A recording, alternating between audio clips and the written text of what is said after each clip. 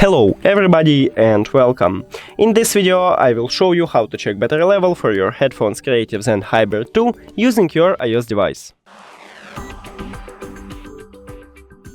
So basically we have a few options how to do it. The first one is to create a widget. So just press and hold at empty space, then click Edit or Plus at the left top, add widget, scroll down and click on batteries. Now choose the best one widget for you, let's say that's okay for me, and after decide click Add widget. So we can check right here anytime, but make sure that your headphones is turned on. And the second option is to use an application, so just open it.